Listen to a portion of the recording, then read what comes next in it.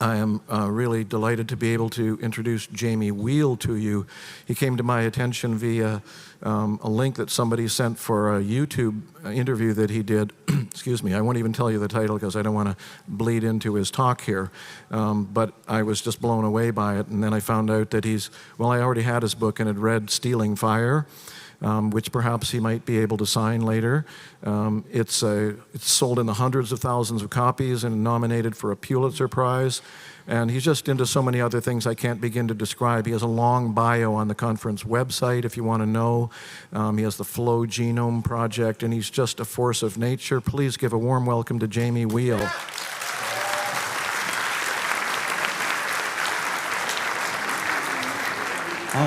All right. Well, everybody's had their tea, haven't we? So we are caffeinated and ready to go.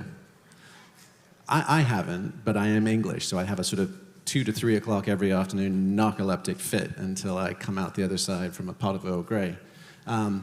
It's actually doubly acute because in the last 72 hours I've gone from being in London, having some really important conversations with the researchers at King's College and Imperial around the future and the state of the psychedelic, both research, therapy, and communities, and the conversations around open source versus for-profit, and the varying market forces that are rapidly coming to bear on this space.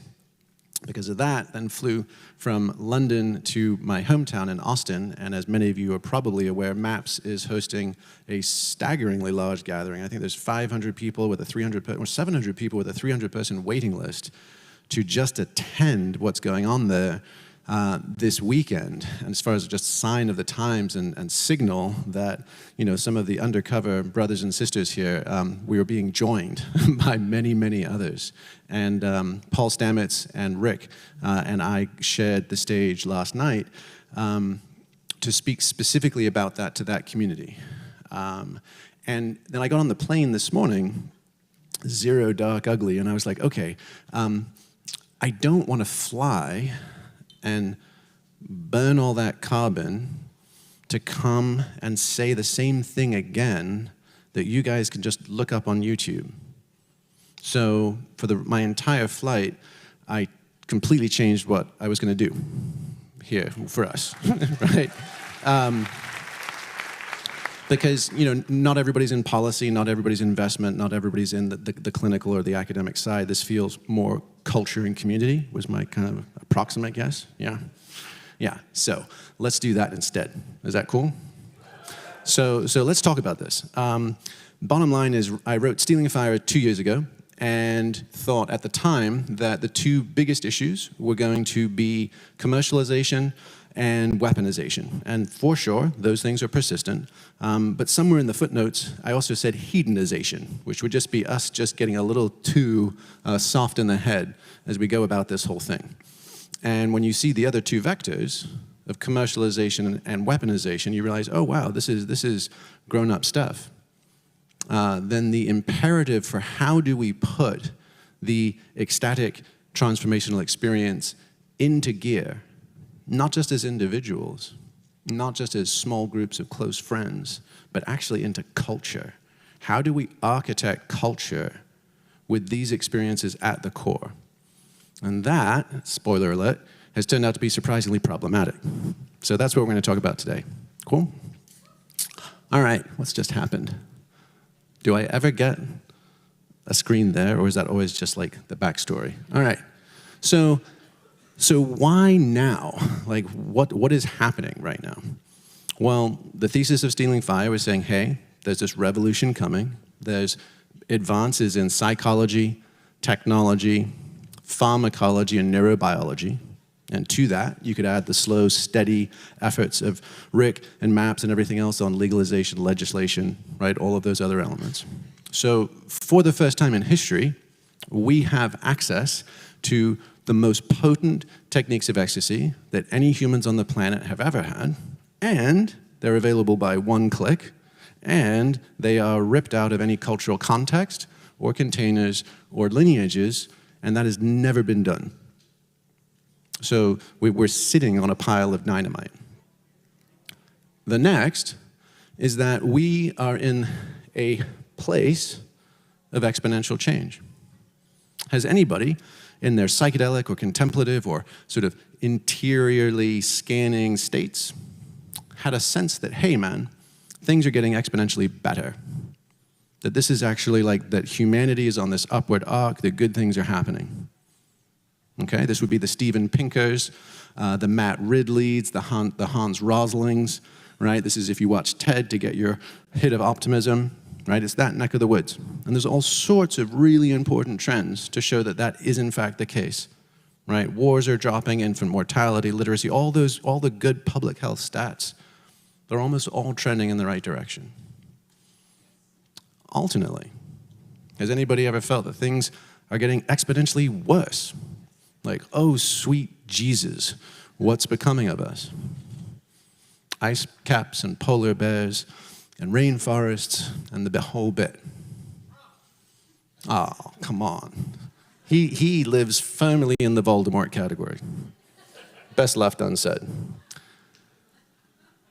And then how about in moments of supreme cosmic equanimity, has anybody felt, you know what, as wacky as this all is, if I pan out far enough, maybe, just maybe, things are perfect exactly as they are.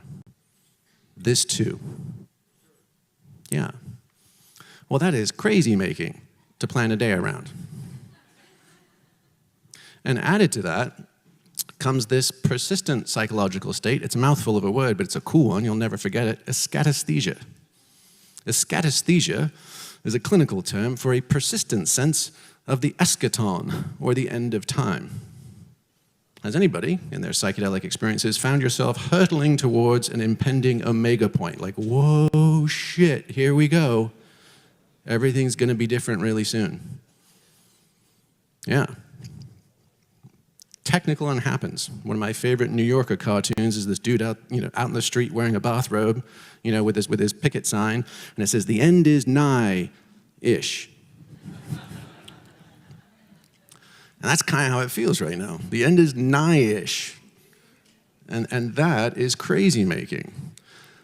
And the final bit here as to why are we going to talk about ethical culture now is the thing I did not see coming writing Stealing Fire. I was looking at broad historical anthropological trends, but the advent of the Instagram, Snapchat, Facebook, Twitter, digital narcissistic culture has done something as it's intersected with the psychedelic renaissance that I didn't see coming, and it terrifies me, which is a whole bunch of hungry ghosts dipping their toes into this space and the experience, not getting rid of their ego structures, not getting rid of their seeking fame, glory, power, sex, attention, you name it, and just bolting on psychedelics as an afterburner to that very experience. And what we're seeing is the rise of Instagram shamans, toad priestesses, the whole bit. We laugh, and it's actually gutting, because these are our best tools. This is all we've got. When Burning Man went from the largest transformational engine ever assembled on the planet to a kick-ass backdrop for my selfie posts, we're in different terrain. So that's the kind of approximate, just broad brush of the landscape of why now, why do we really need to talk about this? Because as I said, small groups, individuals, the numinous tends to steer us, tends to guide us. But as we scale this, right, into any kind of movement with global impact, we really have to think through the anthropological mechanisms of how do we architect conscious culture. Because what's happening right now is a collapse in meaning for the centrists. The Pew Research Foundation found 2 years ago that the nuns, the none of the aboves, I don't identify with any organized religion, are not only the fastest growing, but are now for the first time ever the largest group in the United States.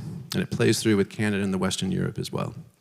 What's happening as that organized establishment religion, meaning-making, community, belonging, code of ethics, all those things is collapsing, is we're seeing a squishing to the extremes. We're seeing a rise in fundamentalism and a rise in nihilism. Right? That's the anxiety, depression, suicide, despair. The people are like, where did all the meaning go? This feels really pointless. So we're in a pickle. Now, the Sam Harrises, the Christopher Hitchens, the four horsemen of the new atheism, right, was sort of tap dancing on the grave of old school, superstitious, hierarchical, tops down, opiate of the masses religion. And justly so. But there's babies and there's bathwater. Because what anthropologists have learned, and sociologists today even, is that religion serves mimetically, forget the dogma, forget what you believe, just that you believe. And that you're a part of a community of belief leads people to be healthier, wealthier, and happier than if you don't. You're like, huh, that's interesting. So mimetically, it's propagated. It serves a purpose. What on earth might that purpose be? So we kind of did some research on what are the core building blocks. And what we found were these three things. These are the nutrients that belonging to a community of belief offered. Specifically, ecstasis, the ability to access peak states that felt more important, more real, more uplifting and valorizing than our day-to-day grinds. On the backs of that comes catharsis, deep and profound healing. Right? Life beats us down. Up until very recently, it was nasty, brutish, and short. So to have a place to mend our bones, a place to lick our wounds, and a place to remember a little bit of what we forgot has been essential. And the final bit is we're social tribal primates. We do this together. And when we have those peak experiences and the profound healing together, an invariable product is communitas, what Victor Turner at the University of Chicago uses as the term to describe a deeply bonded core group experience. And interestingly, Keith Sawyer at the University of North Carolina, Chapel Hill, has done research on what he calls group flow, consider it sort of synonymous with communitas, and he's described it as 3 times more rewarding than being in those states by yourself.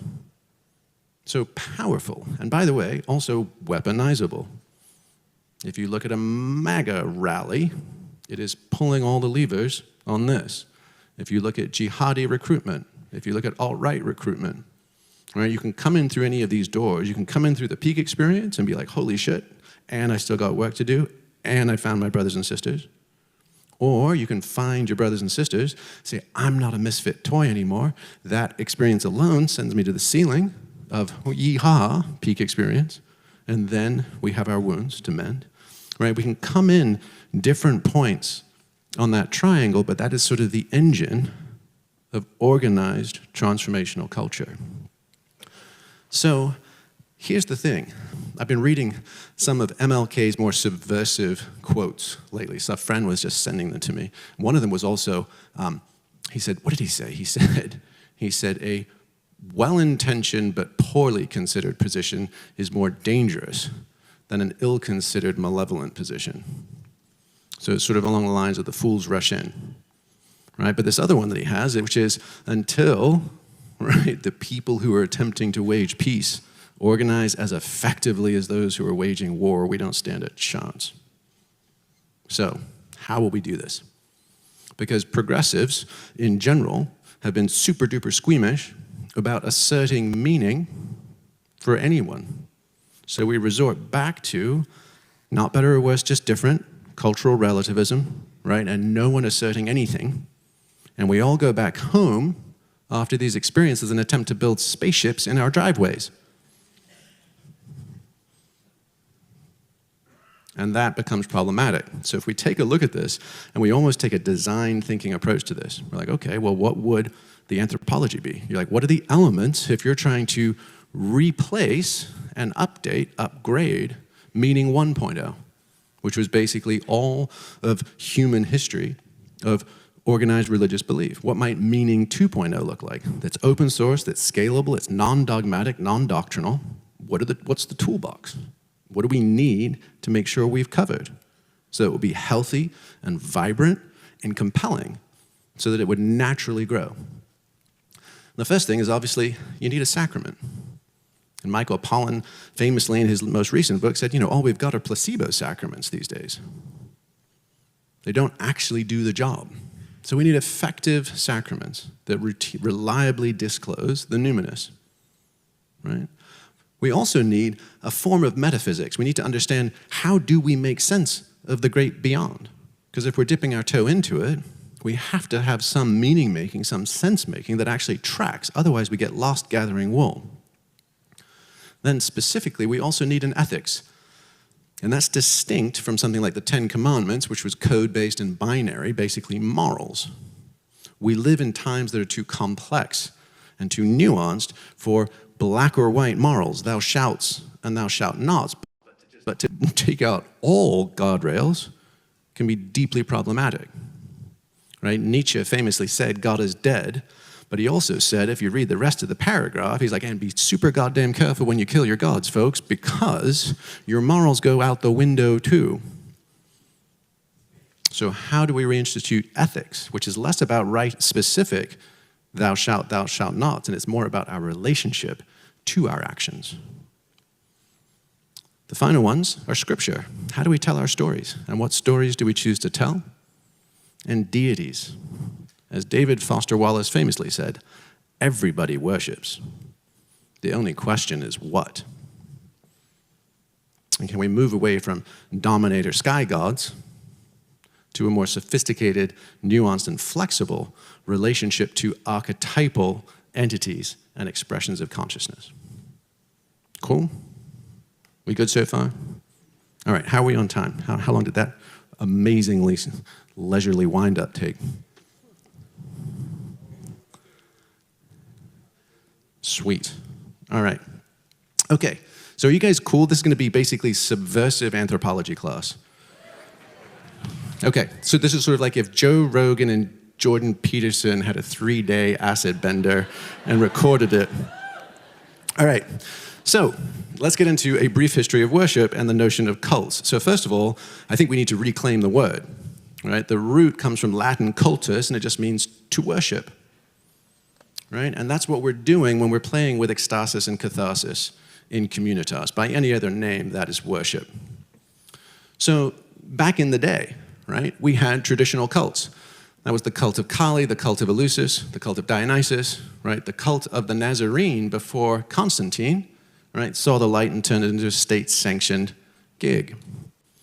And the traditional cult was a community of practice centered around reliable techniques of ecstasy, and it was the subject, and it was indicated by the subjugation of myself to the lineage, right? Take a number, get in line. This has been going on for centuries or millennia, right? And this is how we do things, right? And that was fine. That's a stable container. But then, right, the Dharma and a lot of other things came to the West in the late 50s through 70s, and we ended up with culty cults. The ones we think of when we think of the term, right? This is the Jim Jones, this is the Charles Mansons, right? This is the Oshos in the Wild Wild Country, if you guys have been doing your Netflix binging, right? And those were different. That was no longer subjugation of self to the lineage, that was subjugation of self to self-appointed God-man or woman. Obviously problematic. We don't want to go back to that if we can possibly avoid it. But is it time? I mean, nor can we go back to the traditional one, right? That ship has firmly sailed. It does not fit our lifestyles, our sense of identity, our sense of autonomy and agency. We wouldn't buy it even if someone was selling it, right? But what might ethical cults look like? Because it's a cliche to be like, oh, yeah, we're not doing that. I mean, yeah, the other guys did, but ours isn't, is what they all said. So can we actually steer into the skid, acknowledge the potency of the tools we're working with, and say, how do we build ethical cults? And in this day and age, let's forget subjugating the self to anyone. Can we actually honor sovereignty? Can we increase our agency? And at the same time, and here's the pickle, can we do that while allowing space for co-creative emergence? For allowing us to presence that which is greater than each of us? Can we allow ourselves to be lived by love collectively and not put it in the ditch? So that is the promise. Now, what is so tricky about this? There seems to be a persistent feature, and by the way, this model comes from Lisa Feldman Barrett. She's at Harvard Med School, and she has a recent book called How Emotions Are Made. Really cool if you're at all into somatics or anything along those lines. And her basic premise is we don't just have emotions. Below emotions, we have interoception. And interoception is literally what we're feeling in our guts and our viscera. And it's pretty simple. There's only like 4 different things you can feel. It's positive or negative, and it's active or passive. That's kind of it. And then after that, we assign words and thought forms. And after that, we assign plot and characters of who's to praise or blame. And we gin it on up, right, into monkey mind and storytelling. But down at this root level, there's this thing that happens when we have peak experiences and profound healing together. And there's some alpha monkey up front connecting the circuit. What the Greeks would call the hierophant, the minister of the sacred. And the moment you have someone connecting the circuit that is powering it up, and as people wake back up into who they are, there are 4 classic and almost unavoidable responses that map to this grid perfectly. So the first one is you have a positive affect, but you're passive. You want to follow that person. You're like, they're amazing, but I could never, but I'm going to follow them. I'm going to get that contact high. It's going to be amazing. If you feel a little bit more active, it's like super positive, like that person's amazing, and I'd like to get a bone up on that. Right? This is the crossing, like even if they're bringing clear agape, most of us haven't experienced that in our life. The only place we've experienced that much velocity in love form is erotic. So we often crisscross sexual wires with non-dual juice, with prana, with shakti, with whatever you'd want to call it. Now, alternately, I might start feeling either of those feelings and they're uncomfortable, so now I bounce into the negative valence. And if it's negative passive, I'm just terrified. No one should shine that brightly. No one should do that thing. Or, right, torches and pitchforks. That is so dangerous, that is so threatening, that we have to stop it. We have to stamp it out. Often with asymmetric virulence and violence. This is what Robert Johnson, the Jungian psychologist, calls the golden shadow. Right? It's not just our shadow that gives us grief, the stuff we disown. It's our golden shadow. It's our light. It's our power. And I'm not going to quote Marianne Williamson right now. All right. So instead of, right, the follow it, fuck it, fight it or fear it, right, all of which lead to culty-cult dynamics. Right? Can we do the 5th thing? Can we actually feel it? Can we each take back our gold? Can we each, yes, we have to wake each other up. Absolutely. High fives and amen. Right? But can we hold our gold? Can we move from socially defined to self-authoring people together? All right? So lately, for real-world reasons, meaning we started seeing communities of malpractice showing up all over the place, we actually took time to jot down a very specific culty-cult checklist. Like, here are the things that you want to make damn sure you're not doing, or you're not in a community that is doing themselves, because it's a slippery slope, and they all end up in ruin.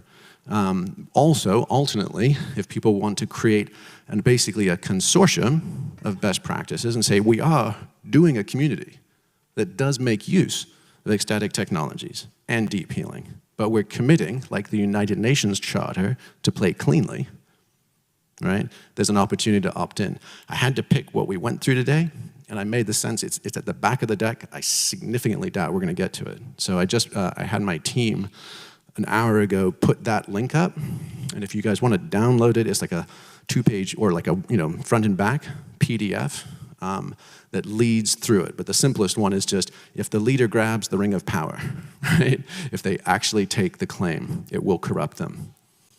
So pay attention to the specifics and the details, and feel free, have at that. I'll leave it up for like another 2 seconds. I think it just says flowgenomeproject.com/checklist. So it's about as simple as it could get, but it's fun and funny, and hopefully helpful. All right, so now we're into our toolkit. So I'm just going to advocate some positions. I'm not in any way wed to them, and nor should you be, but they're just try them on for size, right? Use them to refine your own thinking. And if there's contrast in your own position or stand, beautiful. The intention of these is to be directionally accurate, not specific, and helpfully wrong, right? So the first is to say, once again, we have ripped it all out of culture, we've ripped it all out of context, we've ripped all of our use of these potent tools out of any rate limiters of culture. So what do we do instead? And I would propose something along these lines. Right, a bell curve distribution where you say 10% of the population should never touch the things. That's screening for the usual genetic and hereditary family disorders. It's also screening for sociopaths and narcissists and psychopaths. You can make Sith Lords in a heartbeat. And there's been buggered up efforts in Silicon Valley of like, hey, it's gonna be so amazing. We're gonna turn all the name brand billionaires onto like Toad, and then they're gonna see it, and then they're gonna redirect their platform, and they're gonna like save the world with all of us, and then we also get to camp with them at Burning Man. And there's been more than a couple of spectacular mishits of people powering up into space that you do not want those people in. Right? So we should be paying real attention to that. Now, the other side of the bell curve is only 10% should ever do them more than a handful of times in their entire lives. Full stop. Now, hall pass, you guys are all in the 10%, right? All right. Didn't want to piss anybody out. I mean, I know my audience, right? But if we take a look in the middle, you just think, what would an enculturated approach to this look like? It would look like adolescent rite of passage initiation. 5 grams silent darkness, behold Kunta Kinte, right? The only thing in the universe greater than you. Now, shave that little mustache and get to work. Right? Marriage, potentially MDMA therapy with each other, standing true in the love. Here's my profound love for you. Here's my deepest fears. Here's my commitments and my testaments. Now let's do this together. And end of life. While we're at mixing and matching here, why not just throw in some 5-MeO? Take a test drive, dissolving into the light. You don't have to just have it put all your marbles on your one real-time meat suit effort. Right? Now, for you lucky 10%ers, the idea here is what happens if we can go back more often, and what role might annual, seasonal, even monthly, and sabbaticals, 1 every 7 days. What does a spectrum of use look like? Because what we're really good right now are on the heroic doses. We're really pretty darn good, let's face it, right? At the 250 mics, the 5 grams, right? The blow out the goddamn pipes, and I spend 6 months reassembling myself while faking it at work. Right? It's like fishing with dynamite. I mean, you sure as shit eat dinner, but there's a lot of collateral damage, right? So how do we do the fly fishing thing of like match the hatch, right? How can we become a little bit more efficient and skillful, right, in our shooting the moon? So I would propose there's at least 3 roles for recurring checking into these spaces and domains. The first one is the metronome, right? When am I still on the beat and on the pulse? One of the most profound experiences is usually kind of a level set and a deep drop check-in. And I'm like, yes, I remember. This is the pulse of life. This is the one, right? But we never really know for sure whether we're getting a little fast or a little slow as we attempt to keep playing the song that's in our hearts. And the metronome brings us back. And ultimately, life hurts. We get hit. We get knocked out of whack. We get beaten out of tune. So the tuning fork, bong, like perfect middle C. We're like, oh, okay, I was a little sharp. I was a little flat. Couldn't quite pick that up myself, but now I'm calibrating. That's it, you're right. Anybody found yourself with a sudden compulsive urge to do psychedelically inspired body work? Anyone, ever? Yeah. Read John Lilly, man. He's like, he described it beautifully. There's an entire genre waiting to be born of like special K calisthenics, Don't knock it till you try it, people. All right. And then the final one is training wheels. And this is specifically the mechanism of action that MAPS is using with MDMA PTSD work. It's like, hey, what does it feel like to be super saturated in love, safety, security, enoughness? And can I practice living from there? What is it like if I just, here's my training wheels, like, oh, I'm overflowing with love. I don't quite know how to do this, but when the love is flowing through me, it seems way more intuitive, way more doable than it does in the day-to-day grind. And can I practice that? And can I get that in my somatic memory? And can that incrementally become a new normal for me? And then this thing is just a suggestion on the use of the micro and the meso sacraments. Can we actually practice stacking? And instead of blowing ourselves sky high, can we play the game of, right, reducing wave period, like how long it takes, and increasing amplitude, how high into the information layer I can get.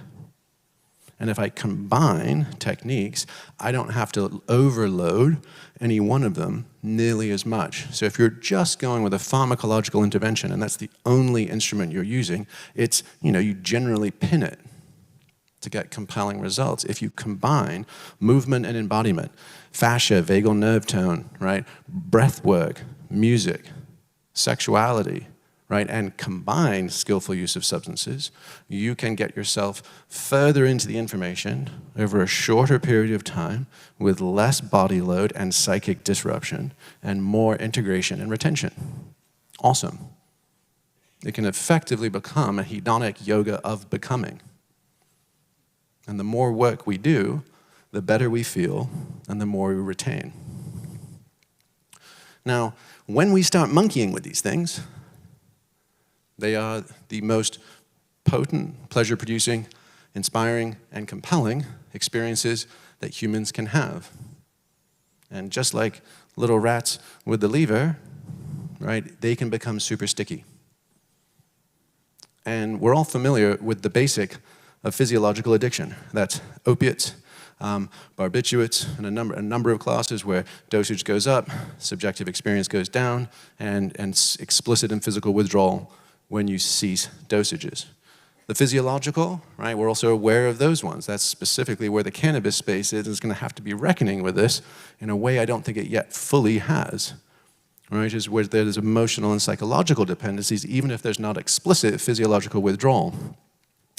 But especially for the psychedelic class, which in general suffer neither of those liabilities, right?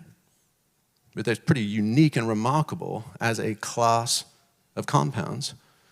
There is a third one, the ontological addiction. What I see in the wishing well is so compelling. The information appears to be so salient, so life-changing, potentially world-changing, or universe-disclosing, I keep going back again and again and again. If you remember Dumbledore with Harry Potter, it was like the mirror of Elsamir or something, but it was like you look into the mirror and you see that which you desire the most. And he was seeing his dead parents. But Dumbledore's like, Harry, men have lost themselves in that. Right? Wasted away staring in that reflection.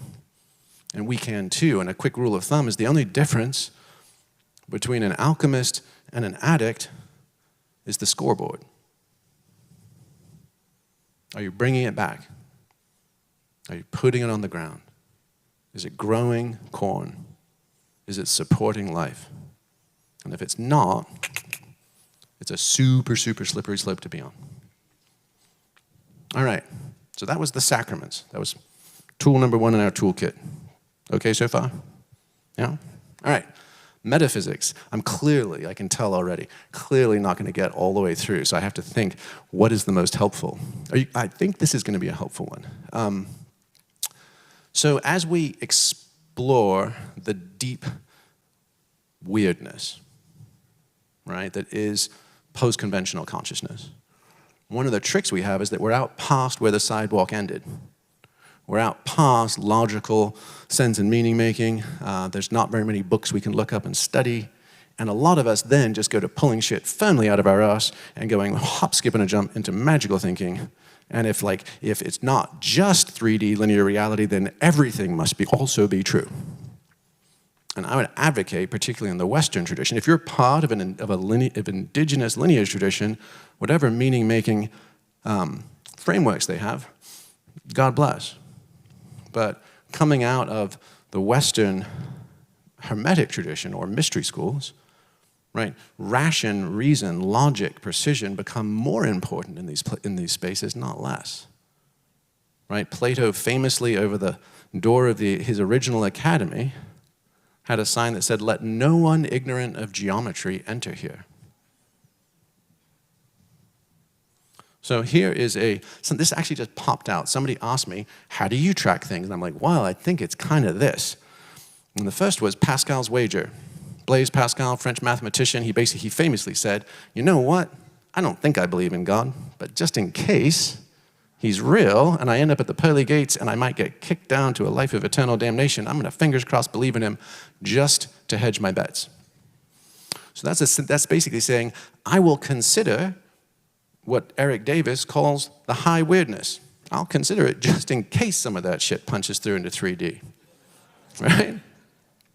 Next, good old William of Ockham, right? The simplest solution is usually the best. So before we go galloping off in these ridiculously unsubstantiated Baroque interpretations of our last wool-gathering all-night bender, how about it could have just been, and I just might have been on drugs.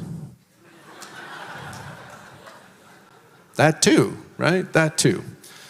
And alternately, all sorts of additional ones, but carefully, right? Carefully. And the final one is a little less well-known but critical, which is Bayesian analysis, right? Which is basically, from the statistician Bayes. And he's basically saying, look, it's really hard saying not knowing. And when you've got imperfect information about complex problem sets, the best you can do is actually just keep all of the variables on your map and track and update them as you get further information. So if you have repeat occurrences, if you in fact do spin around 3 times, cut the head off 2 chickens, pop acid on a full moon, and the same exact entity comes back 6 months later, you're like, oh shit, okay, gotta update my table. I think we're onto something here. But if not, you're like, random aberration, right? That was just a synaptic brain fog. Okay? Now, John Lilly, he is absolutely one of the pioneers of what I would say the Western psychedelic mysto, in the sense of keeping ration and reason and discourse. He famously said, look, when you go down into any reality tunnel, you actually have to commit to it fully in order for it to disclose its internal truth claims. You can't kind of half-ass it. You can't sit on the bench and kind of test it without actually playing it through. So the question becomes now not which of these highly strange, infinite, fractal realities is true. They're all just reality tunnels. Can we actually learn, in fact, instead of going from, I was working the straight life and living in the suburbs and trying to work 20 years to collect my gold watch and a 401k, and now I'm chasing the anaconda through the Amazon, can it just be like, hey, because that's just another reality tunnel. It's a cooler one. It's a far more profound and meaningful one. But structurally, it's just another reality tunnel. And if you think of them like apps on our phone, right? You got your old ones from 2008, right? And you got your new cool one you just downloaded, and that one's got way more games and much better graphics, but it's still an app. Can we actually play the game of looking at our home screen and be like, I am staying above all the apps. I can double tap on any one I want to use as a tool, right? I can maybe even play the game of remembering who the hand it is that's holding the phone. So now, how do we deal with the lowercase relative truths of all the reality tunnels? We still have to bring logic and discernment. We don't just give up and go, they're all make-believe, so I'm just picking fun ones, right? The idea there would be to say, hey, ask yourself, number 1, is it true? Does it disclose the things it says it does? Number 2, is it helpful? And number 3, right, does it look right? Is it delightful? It's what Einstein said once about one of his mathematics solutions to a physics problem. He said, it's too beautiful not to be true. So the good, the true, and the beautiful, right, brings us right back to Plato and a way for us to look at this stuff.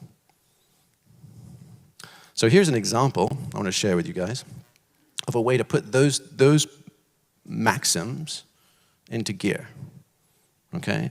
And I would propose this is my best effort at pathological restraint, okay? So this is the rules to the great game. This is a pure invitation, right? And if you guys are familiar with the finite game, that notion, finite and infinite games, right, that book, in the infinite game, this is how we might choose to play it. So the game has an infinite number of levels and an infinite number of dimensions. The purpose of the game is to remember you're playing it. The more levels of the game you remember you're playing, the more fun and the more consequential the game becomes. Higher levels of the game punch through into 3D.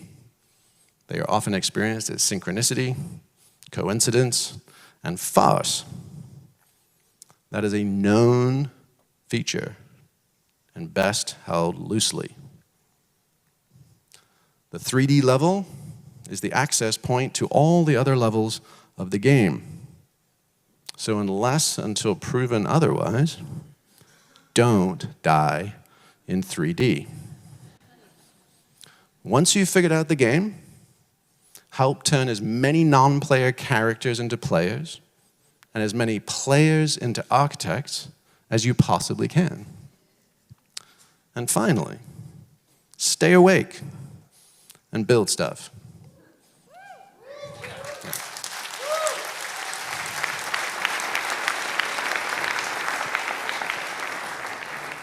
So hopefully you can get a sense of how this can be fun, and also what wasn't said in there, right? This is a meta-construct, right? No personal meaning making, no personal storytelling involved. And by the way, we were thinking of the addendum to the stay awake and build stuff might be parenthesis and keep it in your pants, you know, because otherwise none of the building gets done. All right, let's think. I'm gonna blow through this, and I'll tell you what. I'll just have, I will just append this to that ethical cult building checklist. These were the 10 suggestions, which is basically our best recommendations on guiding our lives through this kind of terrain. But what I want to get to is potentially the conclusion. I'll touch on this for a sec, which is the notion of scripture.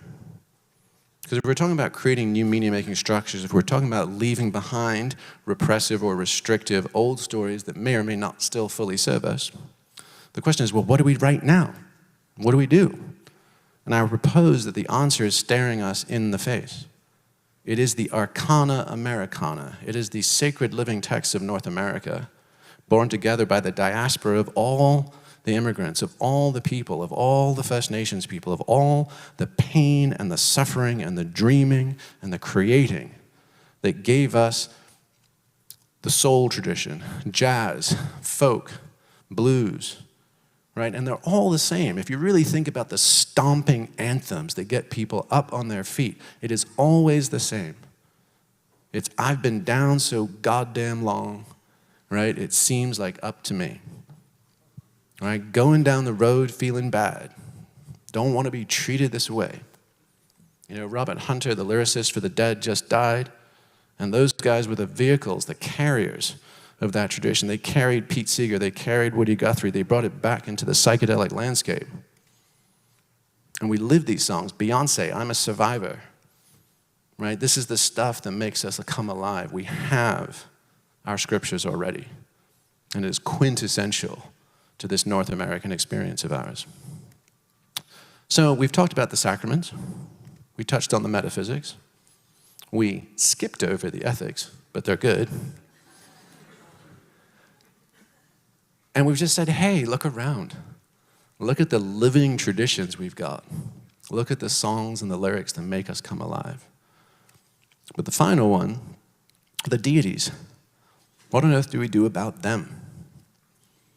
And there's a whole notion in Tibetan Buddhism, there's the deliberate worship. This is not, I cower and cringe on a vengeful, watchful sky god.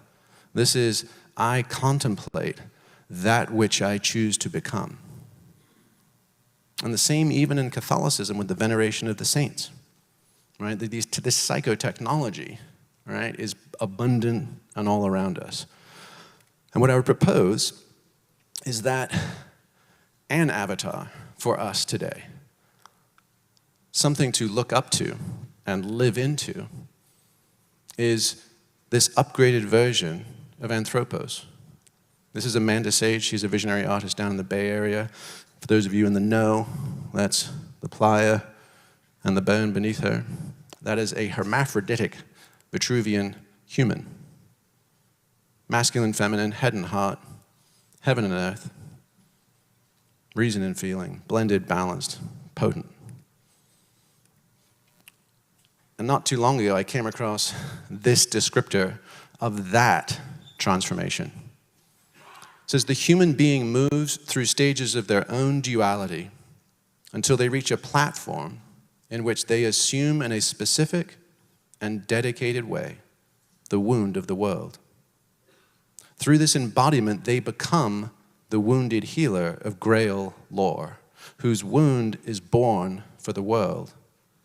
Through their glorious act of crucifixion and transfiguration upon the cross of this gnosis, which has become their bodhisattva vow, they heal others who touch their wounds of light. What sets them free? Their becoming with complete presence, the gnosis that all wounds are only love, longing to be illumined in the heart. So this feels like our jam. The way out is through. We're not bypassing this thing. And the earth is bleeding and our hearts ache. And we rise up singing. You know, Alice Walker, the Pulitzer Prize-winning author of The Color Purple, she has a book of poems that she put out like 5 years ago when the title is just perfect. She says, hard times call for furious dancing. So that, to me, is where our strength lies, right? Satyagraha, right? MLK called it soul force. That moment when we have been initiated into our true selves, we realize we're all dead men walking and that no one gets out of here alive. It's always been the case. The question is, how do we live? And again, the answers are in the text, right? Every story, whether it's Dead Poet Society and the boys stomping up on their desks to sing, "Oh, Captain, my Captain," to Robin Williams and "Fuck the headmaster," right? I'm setting aside my childish things. Whether it's Thelma and Louise choosing to just send it into the Grand Canyon, no skid marks, rather than submit to a life of imprisonment. Or it's the band playing on the Titanic, saying we understand it's women and children first. We understand there's nothing to be done here other than to seek refuge in our Dharma and do the thing we're born to do, make art. That is transformative. And if we're not using our psychedelic experiences for anything less than that, it's time. Because the key component of ethical cult building, of ethical culture, is not that we're waiting for someone else. We're not waiting for a second coming. We're actually walking each other home into the umpteenth coming, where the extraordinary is so abundant that it has become utterly ordinary. And I'll leave you with this quote. This is from Robert Frost, and it's not the one you're thinking. Two Tramps in Mud Time. He says, only when love and need are one, and the work is play for mortal stakes, is the deed ever really done for heaven and the future's sake. Thank you very much.